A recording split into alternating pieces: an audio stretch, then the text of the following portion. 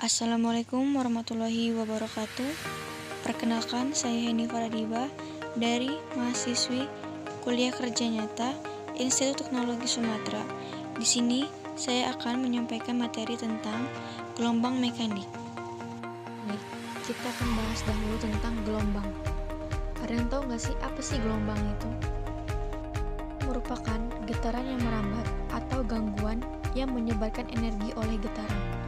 Pengertian lain dari gelombang juga dapat dikatakan sebagai proses perpindahan energi melalui suatu proses getaran tanpa disertai perpindahan medium perantaranya. Partikel-partikel yang dilalui gelombang tidak berpindah, tetapi hanya bergerak naik dan turun, sementara yang berpindah hanya energi dari suatu tempat ke tempat yang lain. Sifat-sifat umum gelombang. Yang pertama, pemantulan gelombang refleksi. Perubahan arah rambat gelombang ke arah medium asalnya yang dipantulkan saat mengenai dinding berjalan. Adapun hukum-hukum pemantulan gelombang. Yang pertama, sudut datang gelombang itu sama dengan sudut pantulnya. Jadi sudut yang datang sama sudut pantulnya itu besarnya sama. Yang kedua, gelombang datang, gelombang pantul, dan garis normal terletak dalam suatu bidang datar. Kedua, ada pembiasan gelombang atau disebut dengan refraksi. Yang ketiga, interferensi gelombang. Suatu keadaan di mana ketika dua atau lebih gelombang berpadu dan membentuk gelombang gabungan. Syarat terjadinya interferensi yaitu kedua gelombang harus koheren atau beda fase selalu tetap. Fraksi gelombang yaitu penyebaran atau pembelokan gelombang jika gelombang melalui celah. Di sini nanti ada celah 1, celah 2 gitu. Yang kelima itu ada dispersi gelombang. Perubahan bentuk gelombang jika merambat melalui satu medium. Yang keenam, polarisasi gelombang, peristiwa perubahan arah getaran gelombang yang acak menjadi satu arah getar. Lalu kita langsung masuk ke yang pertama, yaitu peta konsep. Di sini ada peta konsep atau klasifikasi gelombang. Nah, kita bisa lihat nih di sini ada peta konsep gelombang. Gelombang itu terbagi menjadi 3, yaitu berdasarkan arah getar, berdasarkan amplitudo, berdasarkan medium. Yang pertama, berdasarkan arah getar itu ada gelombang transversal sama gelombang longitudinal. Yang berdasarkan amplitudo itu ada gelombang berjalan, ada gelombang stasioner. Yang ketiga itu berdasarkan medium, yaitu ada gelombang elektromagnetik dan gelombang mekanik. Nah, di sini kita akan belajar di gelombang mekaniknya. Di gelombang elektromagnetik itu ada gelombang cahaya. Kalau yang di gelombang mekanik itu ada gelombang tali, gelombang permukaan air, gelombang bunyi, dan gelombang selinki. Di bawahnya terdapat sebuah gelombang transversal, bisa dilihat pada gambarnya. Nah, di sini kita akan menganalisis nih apa sih tanda-tanda kayak gini nih. Nah, terdapat kan di gelombang ini di sumbu Y itu ada A itu amplitudo dan di sumbu X itu ada T yaitu waktu. Yang pertama kita analisis dulu yang amplitudonya. Amplitudo adalah nilai mutlak atau nilai simpangan terbesar. Jadi A sama dengan B yang di atas titik puncak B ke bawah B aksen. Atau yang D ke D itu tuh D aksen itu sama dengan amplitudo terbesarnya. Lalu yang panjang gelombangnya itu lambda. Nah, panjang gelombangnya itu sama dengan satu bukit, satu lembah itu sama dengan satu panjang gelombang atau satu lambda. Jadi di sini mana sih yang panjangnya satu gelombangnya? Jadi satu gelombang itu sama dengan yang dari A naik terus sampai E turun ke bawah. Berarti itu nomor satu gelombang. Satu gelombang itu kan satu bukit, satu lembah. Jadi dari A ke E itu satu gelombang. Sama kayak lagi di sini ada dari B ke F itu juga satu gelombang. Jadi di sini ada 2 gelombang atau 2 lambda. Jadi jaraknya itu adalah dari A sampai itu 20 meter. T. Rumus periode gelombang itu T sama dengan T kecil per N, di mana F-nya itu frekuensi satuannya Hz. Terus itu N banyaknya gelombang, T itu waktu sekon, T besar periode itu sekon juga. Yaitu F sama dengan N per T, di mana F-nya frekuensi, N-nya banyak gelombang, T-nya waktu, T besarnya periode. Lalu untuk fase gelombang itu adalah keadaan getaran suatu benda yang berkaitan dengan arah getar dan simpangannya. Jadi dapat dilihat nih dari si gelombang transversal tadi, kita dapat melihat yaitu B sefase dengan F, A sefase dengan E, dan C sefase dengan G. Dapat dilihat dari si gelombangnya tadi. Lalu untuk mengukur cepat lambatnya itu V sama dengan lambda dikali frekuensi. Masuk ke contoh soal. Yang pertama, dua gabus berada di puncak-puncak gelombang.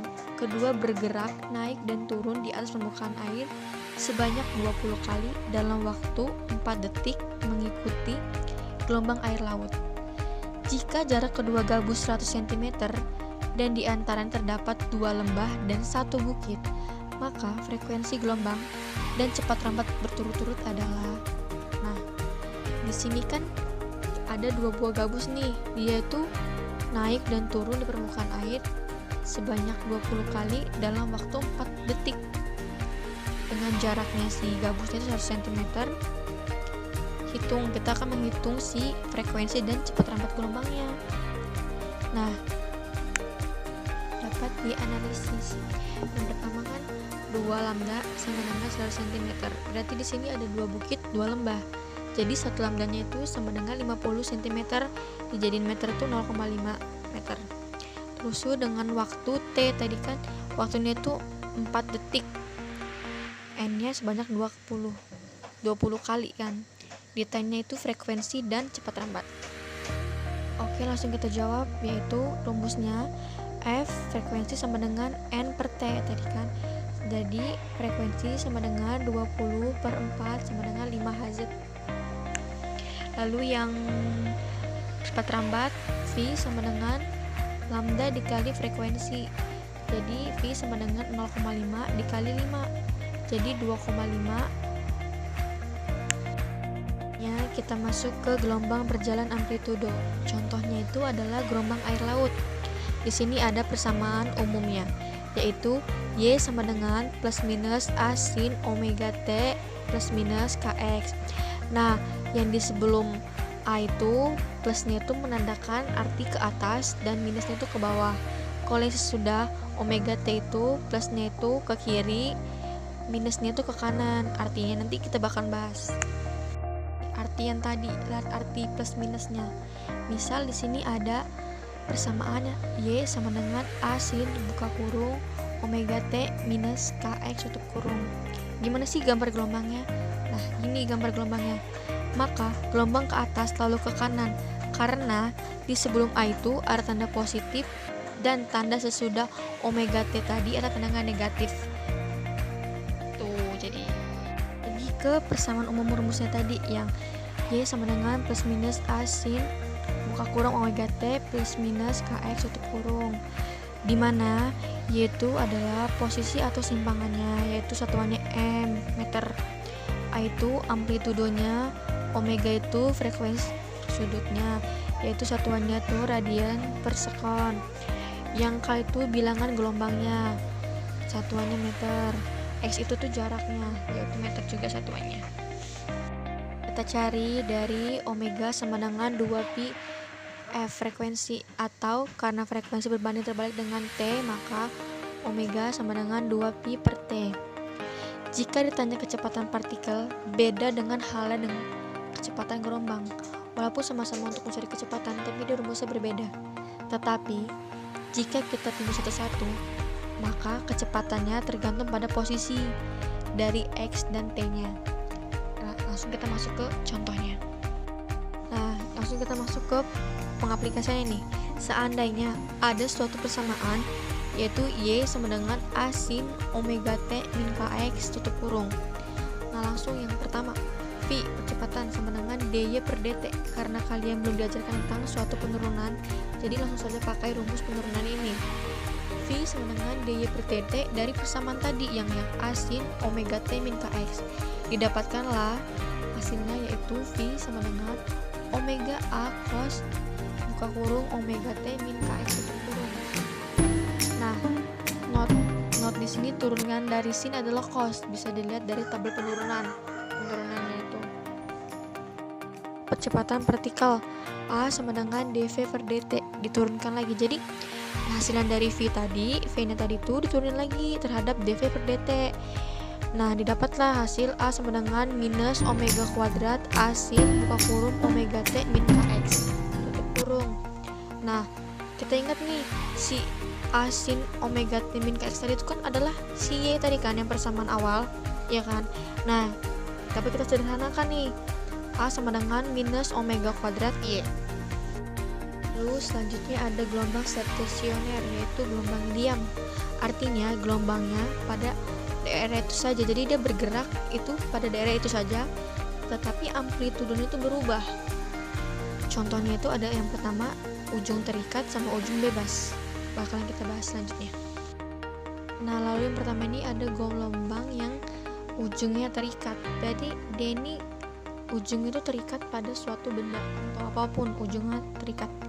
Nah, kita getarkan atau kita goyangkan tali ini secara naik dan turun, maka gelombangnya akan ada di daerah sekitar tali itu saja. Arahnya itu ya bolak-balik dari kiri ke kanan. Persamaannya itu sama dengan Y sama dengan Y1 plus Y2. Penjumlahannya itu gelombang datang dan gelombang pantul. Berarti Y1 nya itu gelombang datang, Y2 itu gelombang pantul. Suatu persamaan yaitu Y sama dengan A sin kx minus omega t tutup kurung, itu berarti Y1 nya ditambah A sin kx plus omega t tutup kurung, itu berarti Y2 nya. Lalu sama dengan penjumlahannya tuh sama dengan sin A plus sin B sama dengan 2 sin setengah buka kurung A plus B tutup kurung cos setengah A minus B. Penjumlahannya itu kan ada aturan penjumlahannya. Didapatkanlah hasilnya Y sama dengan 2A sin kx cos omega t. Di sini ada gelombang datang dan gelombang pantul, hanya beda di tanda plus dan minusnya aja, karena ke kanan dan ke kiri. Dimana AP itu sama dengan amplitude gelombang stasionernya, sama dengan 2A sin kx. Amplitudenya berubah-berubah. Yang tadinya kan awalnya dia cuma A sin menjadi A sin kx gitu. Dia berubah. Yang tadi kita awalnya katanya amplitudenya itu berubah. Perbedaan antara ujung terikat dengan ujung bebas. Kalau yang ujungnya terikat itu persamaannya itu yaitu Y sama dengan A 2A sin kx cos omega t. Kalau dia sebelum omega itu cos, berarti dia itu ujungnya terikat. Tapi kalau ujungnya bebas itu dia Y sama dengan 2A cos kx sin omega t. Tapi kalau sebelum omega dia tuh sin, berarti itu ujungnya bebas. Kalau amplitudenya itu sama dengan yang ujung terikat 2A sin kx. Kalau ujungnya bebas itu amplitudenya itu 2A cos kx. Pokoknya mereka tuh saling berbanding terbalik gitu, memiliki berbanding terbalik. Karena sebuah selinki menghasilkan gelombang longitudinal dengan jarak regangan dan rapatan beruntutan 7,55 cm. Jika cepat rambat gelombang sebesar 3 meter per sekon, maka frekuensi gelombang sebesar. Nah, dicari si frekuensi, besar frekuensinya. Langsung aja kita masuk pembahasan soal. Diketahui nih, setengah lambda sama dengan 7,5. Satu lambda itu kan panjangnya itu satu rapatan dan satu regangan, gitu kan. Jadi kalau untuk mencari satu lambdanya itu sama dengan 2 kali dari setengah lambda dong. Jadi 15 cm. Nah, satuannya itu kan masih cm tuh, belum satuan nasional. Nah, kita ganti jadi meter, jadi 15 kali 10 pangkat minus 2 meter. Dengan rumus cepat rambat kita bisa menentukan frekuensi kan. V sama dengan lambda dikali frekuensi. Nah, kita kan mau cari si frekuensinya nih. Berarti sama dengan V-nya kan tadi 3 tuh. Si 3 meter per sekon dikali lambdanya itu kan 15 kali 10 pangkat minus 2 dikali frekuensi. Nah, frekuensi kita dapat sama dengan 300 dibagi 15 sama dengan 20 Hz.